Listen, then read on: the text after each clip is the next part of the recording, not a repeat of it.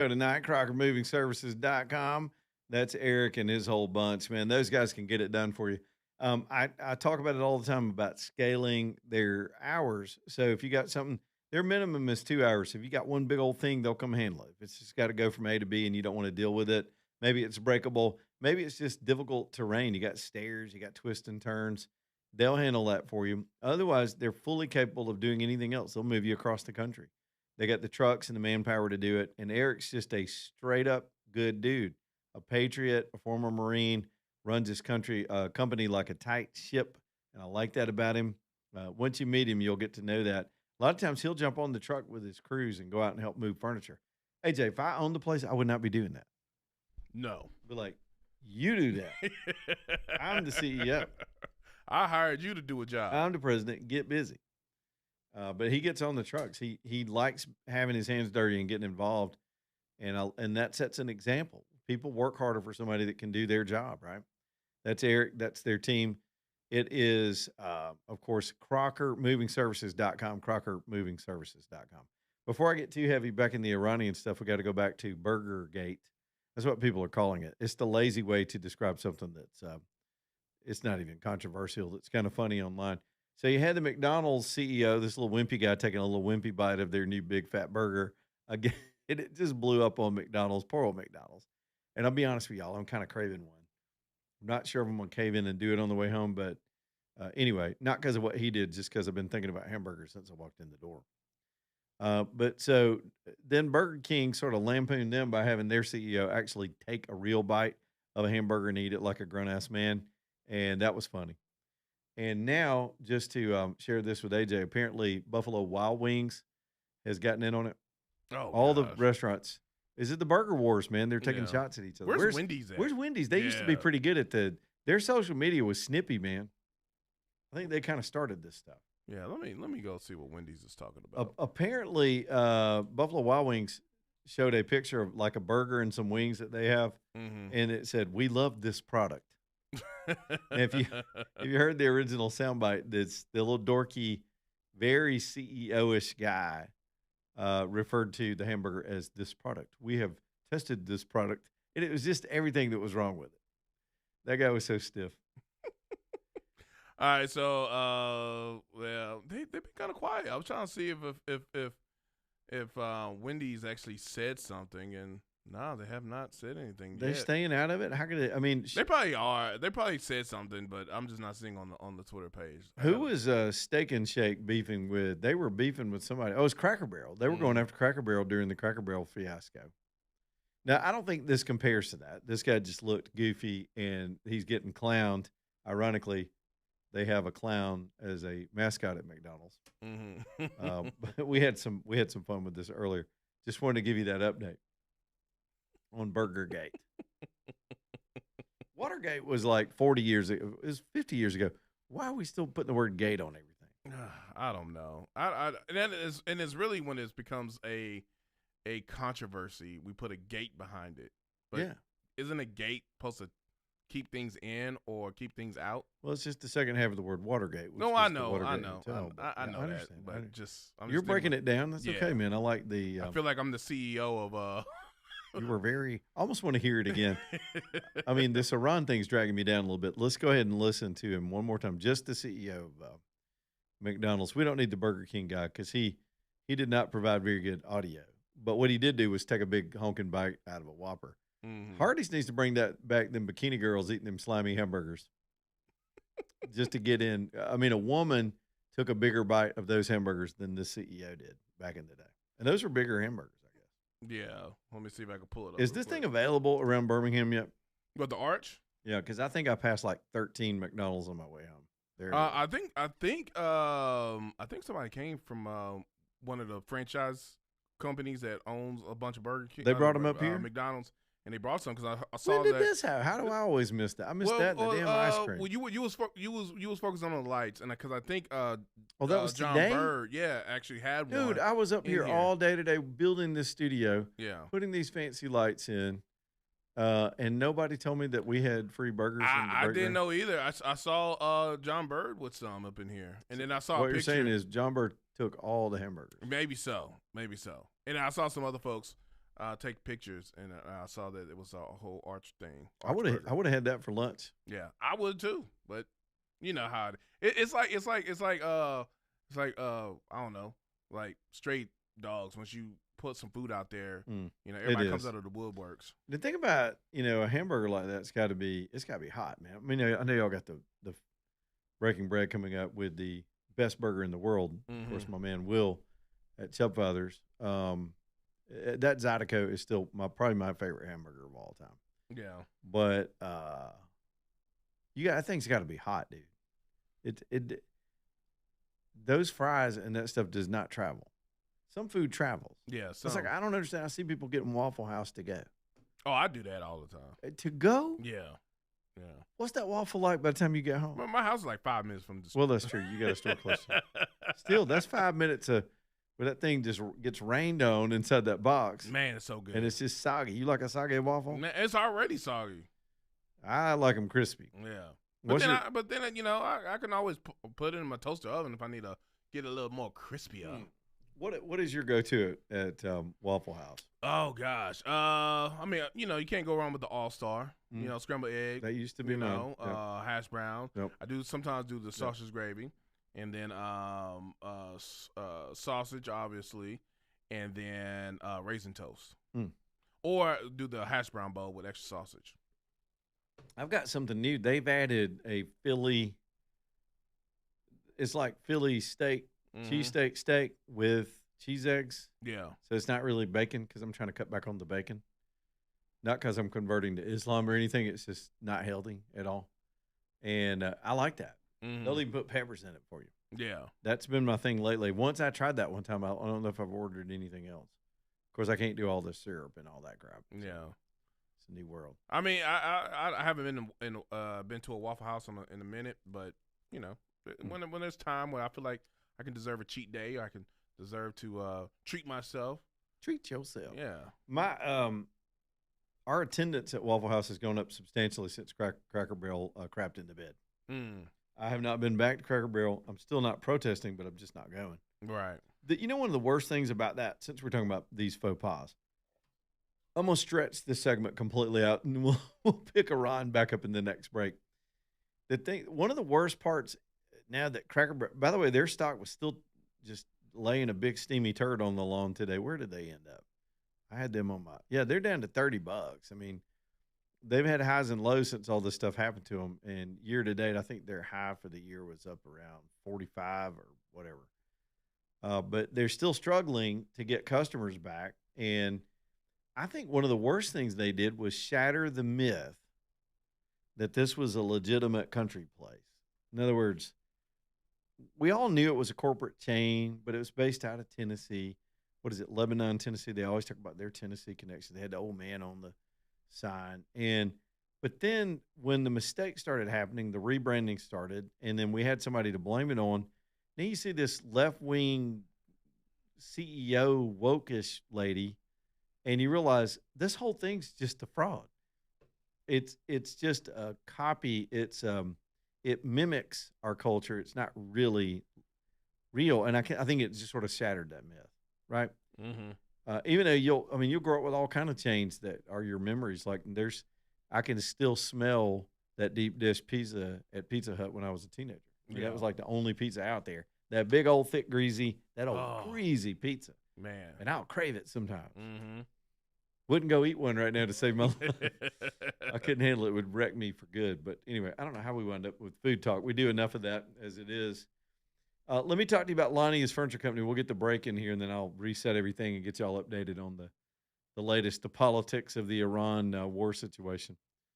Lonnie's, man, they're up there and ready for you as we head into spring. You know, it's always a good time to spruce up your house and make some things fresh. And if you just don't know what to do, you're looking around going, I think I'd like to change some things, but it's hard to know. Just go to Lonnie's. There's so many ideas there. Just browse. Just hang out and saunter through the store. I tell this story. I bought a piece from them a few years ago, and I knew I needed this sort of high table thing, but I wasn't sure exactly what. And I walked past the one I bought 3 times. There's so much furniture in there. It took me 3 laps before it finally jumped out at me, and I went, that's it. That's the perfect thing. I measured it, and it was going to be perfect. Same thing with you. Just take your time. If you're going to go there, take time to go eat down the road and come back. And they don't mind that. They're not going to follow you around and try to tell you what you want or push you toward this or that. They haven't had some meeting in the back. We're like, all right, today, guys, we're going to sell recliners. So they don't do that stuff. They just want you to be happy and get what you want and take your time and sit on the furniture, lay on the beds, kick the tires, and if you need advice, they are there for you. Arlene's got degrees in this stuff. She's just sort of a genius that way. She's really good at giving you options without being pushy. So you can look at the samples and think. I like that. It's Lonnie's Furniture Company. It's a well known name, 92 years, some of the finest people in the business. You cannot find more selection in this entire state. Prices are always good. And every now and then they throw a sale at us, which is great. And they've got custom delivery. It's everything you want in a furniture store. If you're just looking for something to do this weekend or the end of the week, get up there or down there to exit 280 on I 65. Lonnie is Furniture Company, Lonnie is Furniture Company.com.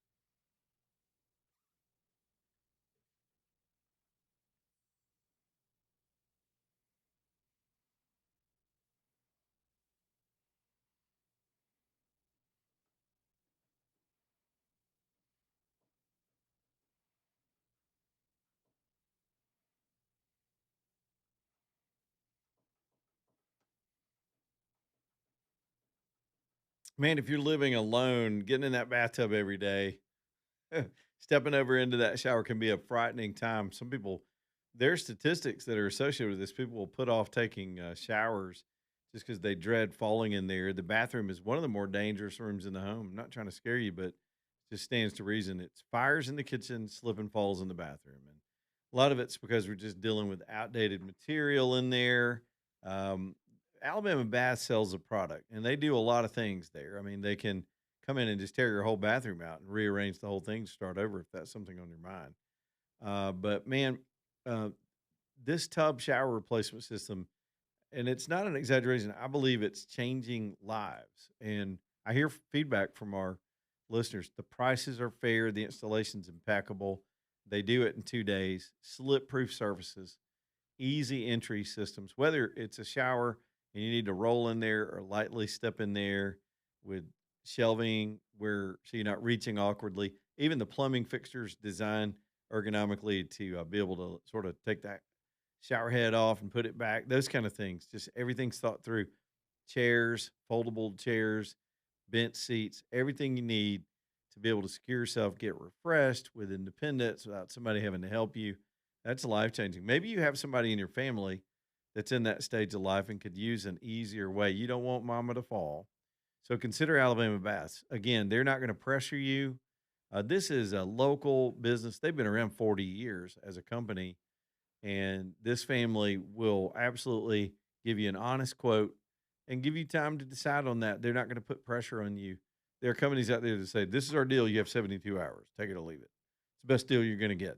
I hate that stuff, especially with folks that are making a difficult decision. Alabama Bass, this is who you want to work with. By the way, their product is more beautiful and a better quality than some of those other folks. It just is. AlabamaBass.com, AlabamaBass.com. All right, back to the war and the politics that are falling out from it. Congress has been briefed, so now you got sound bites coming out all over the place. The weird dilemma that the Democrats have put themselves in, and I talked about this yesterday, just in terms of it's the midterms. They're doing this shutdown shoe sham to entertain the nuts on their far left, and it is really spectacular the dilemma they're in. At the same time, we're facing a terror threat, and this is not even hyperbole. The biggest fear of a potential sleeper cell or even rogue agents or self jihadis in this country right now are the policies of this same party that let 20 million unvetted people into this country. 20 million is probably a low estimate. Some of those were good, honest folks that just wanted to be here in America, but a lot of them weren't. And if you were an opportunist, a terrorist, or an operative of another government, it was a free for all. Who's going to ask? Who's going to check? They don't even believe in asking for IDs at the polls. They had Christy Nome on the Hill today, and they asked her, "Will you commit to us right now that you will not send ICE to the polls in November?" She's like, "Are you planning on sending illegals to the polls?" And I mean, that's their priority, to secure the polling, which tells you why they put these people in here anyway. Bottom line is, it's because of that dereliction of duty to Mayorkas and all of them that just let people in here unchecked, ghost in the system. We don't know where the hell they are. And then you combine that with the fact that they've got some very key agencies in Homeland Security completely shut down right now, defunded, guys working without paychecks in control towers, the Secret Service, the guys that are supposed to be looking out as we activate the FBI's anti-terrorism teams. We're directing military bases to increase their security protocols.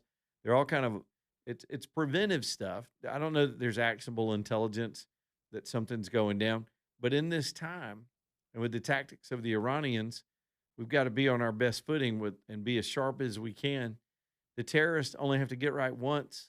We got to catch everything. They got to get right one time. They got to slip through the cracks one time. And there are cracks everywhere. And it's directly the fruit of the policies of the past administration. And now this situation where they're defunding the people to keep us safe. What are we, I guess, by the clock, 5 months from the, let me do some math here, man. I'm a little slow right now, AJ. We're 7.5 or so months from the midterms, and this is how they want to play it. And so they picked this fight before they knew this war was coming, and now they don't know what to do. And for his part, let me jump on the Republicans too. Let me be even about it. John Thune is considering sending the Republicans out on a recess. Middle of a war, middle of a shutdown. He hasn't passed the SAVE Act, and they're going to take some more downtime. I'm telling you, this dude's going to run the clock. He's going to try everything he can to keep that from passing. Kyle's in Hoover. What's up, Kyle? Hey, what's up? No, I'm with you. He's Thune's an idiot, and I can't wait for him to get out of there. I mean, he's just a disgrace. But I was going to tell you, can we just take a big round of applause for not only America but the Israelis on just how quickly they are dealing with some of these Iranians and terrorists? Like, was it yesterday? Hezbollah says, "Well, we're going to declare war on Israel," and within 10 minutes, the leader of Hezbollah, along with like 30 other people, were just blown up. And I'm like, you got to give it to them. I mean, like, I thought the pager thing was beautiful, but I'm like, these guys are on another level, and I'm loving every second of it because they're finally getting a chance to eliminate some of these people. How, in your opinion, I know it's hard to say. This is kind of a what if, but how long do you think it's going to go before America finally says, okay, we're calling off the dogs, we've achieved our mission? Is before we do that? Yeah, before we do it, because Israel, I think, I mean, even if Iran falls, they're going to still go after Hezbollah, Hamas, and the Houthis. Yeah, they're having to move ground troops right now into Lebanon to secure the border because they're afraid of attacks from the north. You know, they just recently fought on 5 fronts at once. And some of their folks are even better at it because they're more battle tested because of the situation in Gaza and the constant attacks they're under. They're going to live in that neighborhood long after we're gone, so it's a different dynamic for them. I think Rubio's been so clear on the objectives, when that military, the Iranian establishment, Navy, and their Air Force and their nuclear capability are wiped out, we've done all we can do. Then you've got the Saudis that can come in and help them clean up with the local domestic stuff. If Israel keeps taking out regime members, there's not going to be anybody to hold that theocracy together. And then it's up to the people. I don't think we're there to stay. I don't think we're going to nominate Rubio to be their president.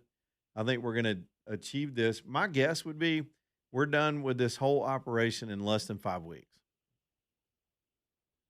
I agree. I think that's a good timetable. Yep. And it may be sooner, but a lot of other stuff needs to happen. And then we'll have to stay on a defensive posture. Thanks, Kyle. We'll have to kind of retreat behind those lines and let the rest of the neighborhood clean up their mess. But we've done what we're uniquely capable of doing, and that's been a huge help to everybody on the ground.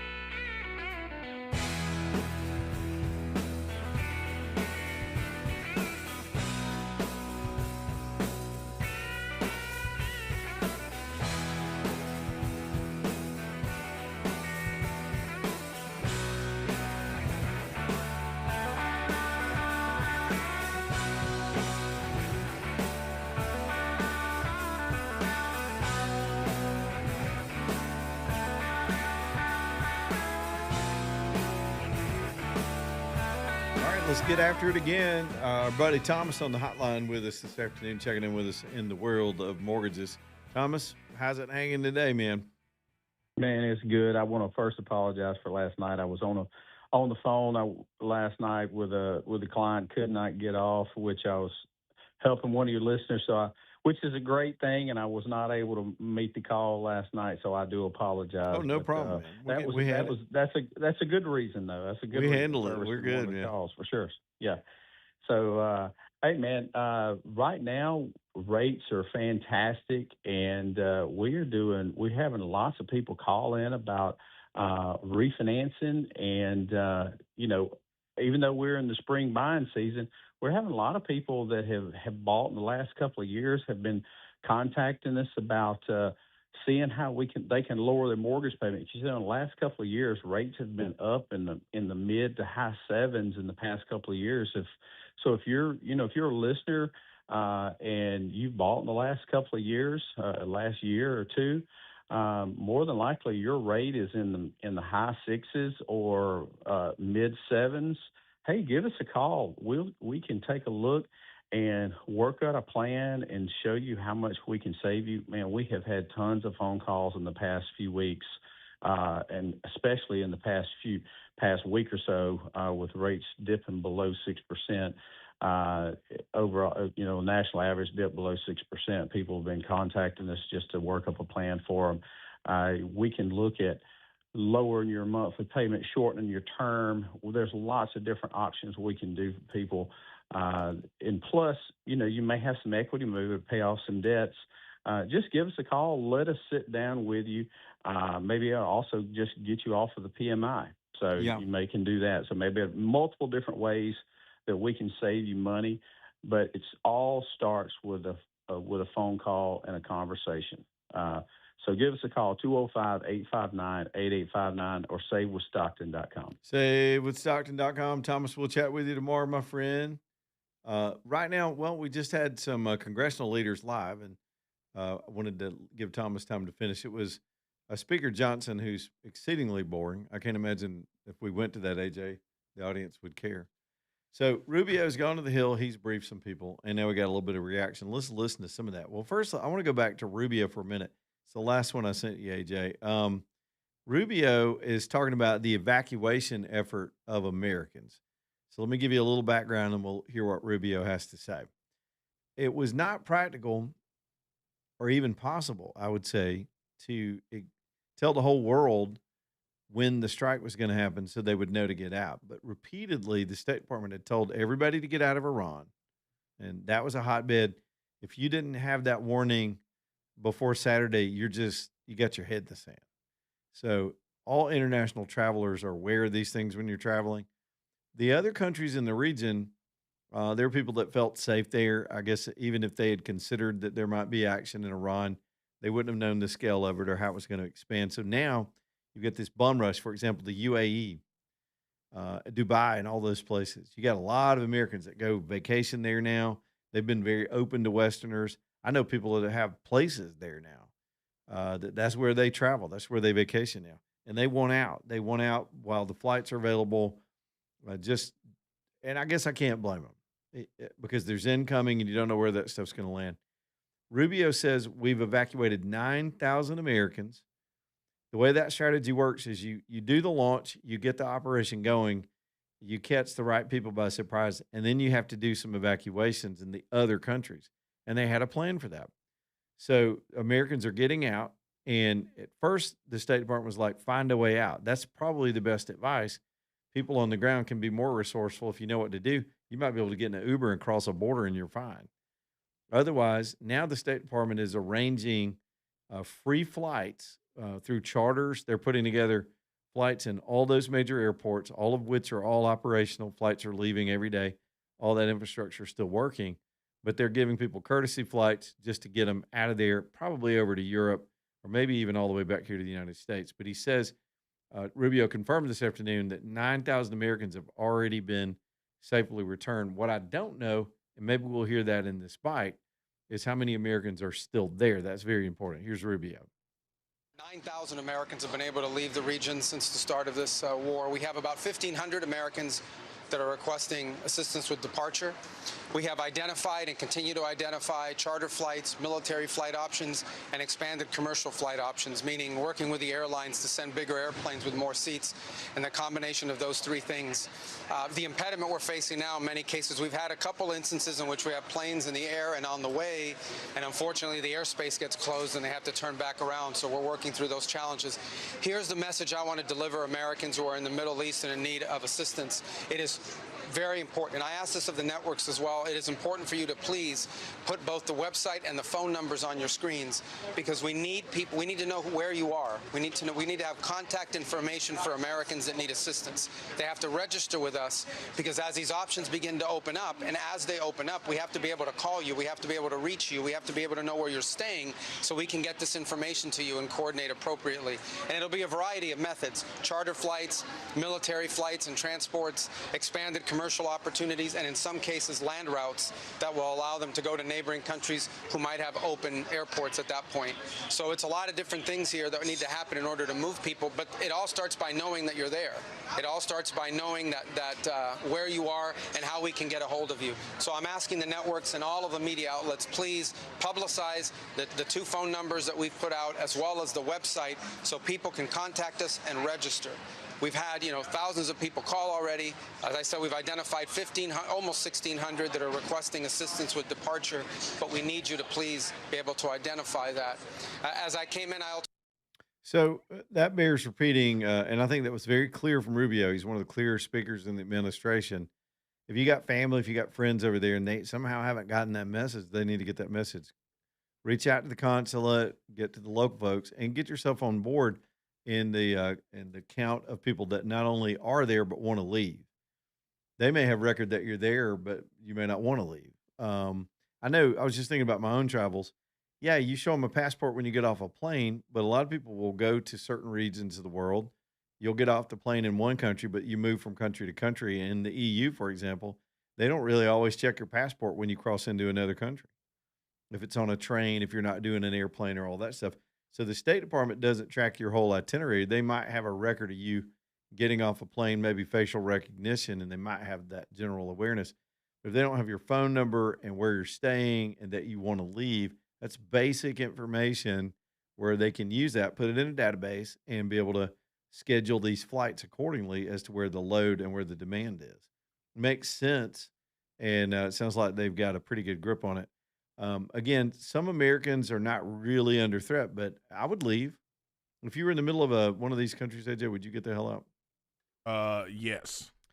Now, see, because first of all, I wouldn't be traveling over there in the first place. True, word. Yeah, it's not like. Well, I mean, like UAE and some of these, I still wouldn't want to go, but I know a lot of people that go to the Middle East all the time. Yeah, I mean, I guess not Iran, but I mean, I guess United Emirates or Saudi Arabia, maybe, or even Israel. Yeah, even Israel. Yeah, some people want to get out of Israel. I mean, they're over there visiting family or doing Holy Land trips, which we were thinking about doing. We're totally second guessing it right now. We were thinking about doing that in the fall. Yeah, and I don't think I want to do it right now.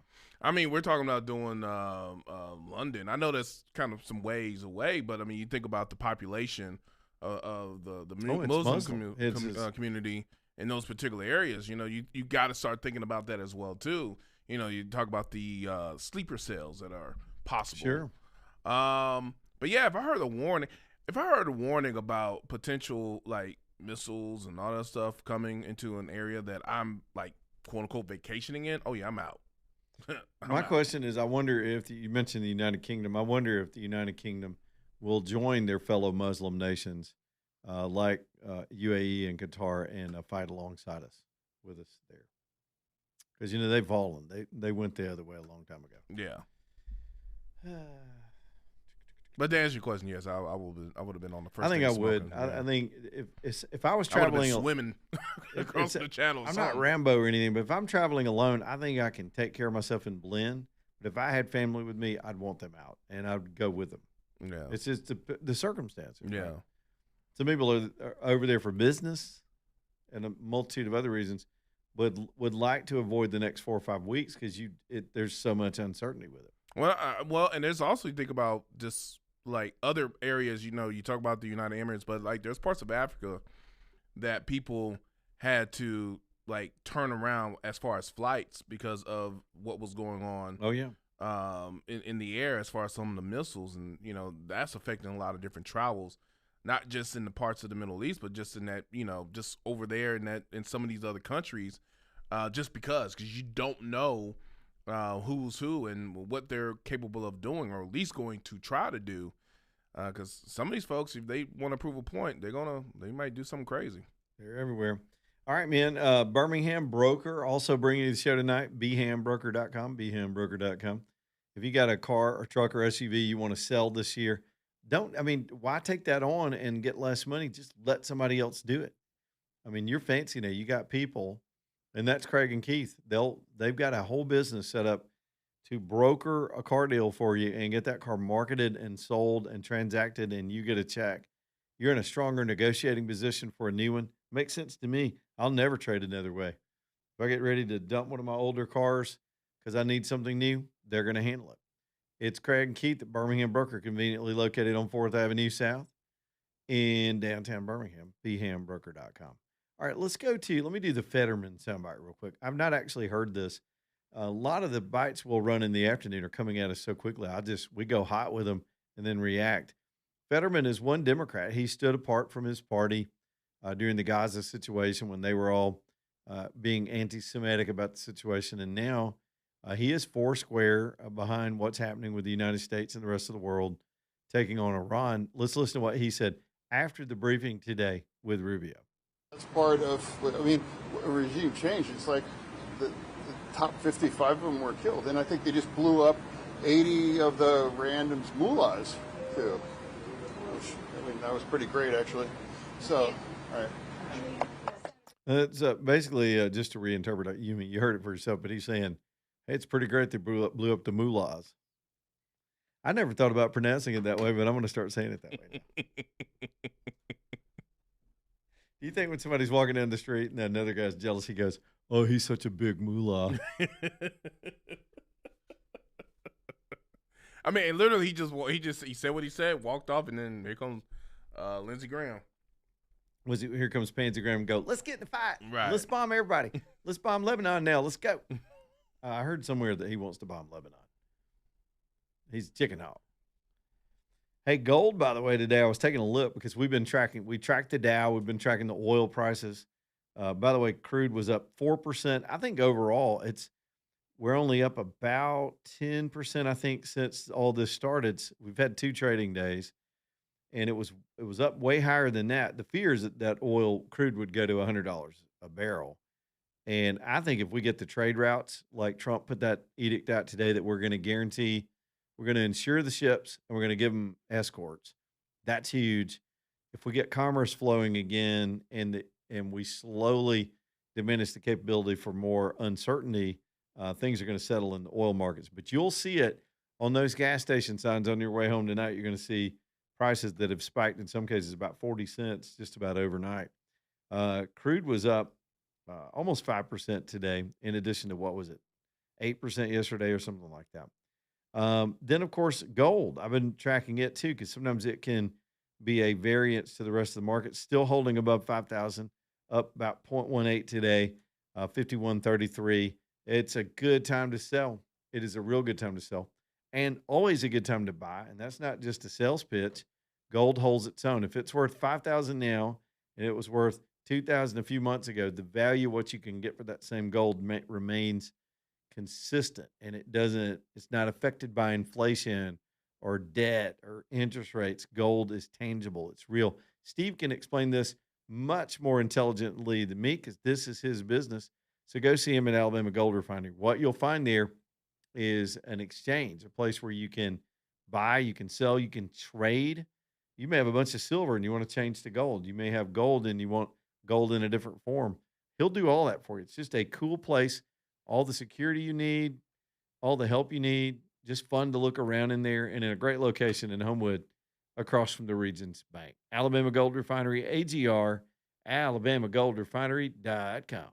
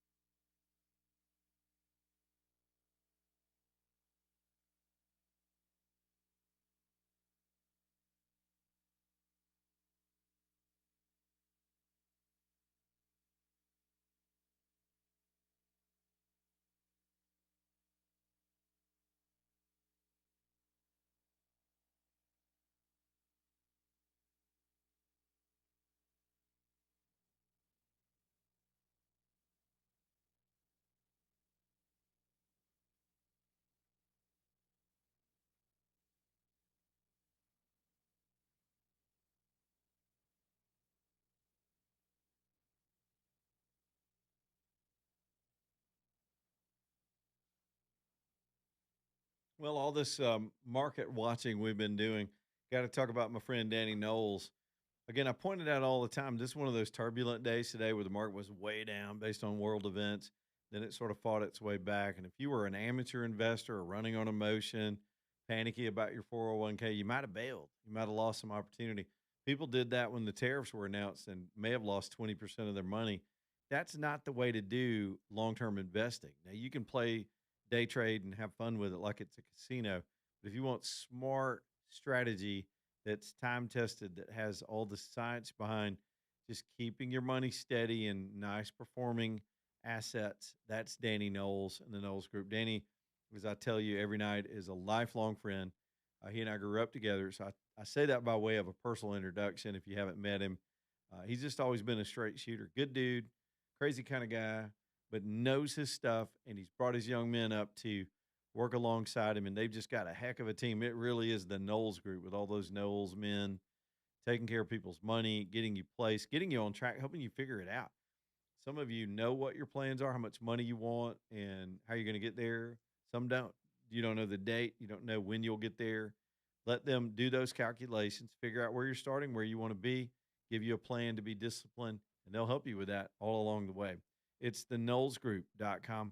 Listen to their show on Saturdays here on the station too, the KnowlesGroup.com. Well, sadly, we now have the names of the first 4 fatalities in this war in Iran, and those were just released. I'm going to read you the statement verbatim, and hopefully I won't botch the names at all. The Department of War announced the death of 4 Army Reserve soldiers who were supporting Operation Epic Fury. Captain Cody A. Cork, 35, of Winter Haven, Florida. Sergeant First Class Noah Tietjens, maybe, 42, Bellevue, Nebraska. Sergeant First Class Nicole M. Armour, 39, of White Bear Lake, Minnesota, and Sergeant Declan J. Cody, 20, of Des Moines, Iowa. They died on March the 1st in Port Shauba, Kuwait, during an unmanned aircraft system attack. All of the soldiers were assigned to the 103rd Sustainment Command out of Des Moines, Iowa. The incident is under investigation. And then it says for more information regarding some of these members of the media can contact the Reserve Command in Fort Bragg, and they've got the details and the bios on these folks.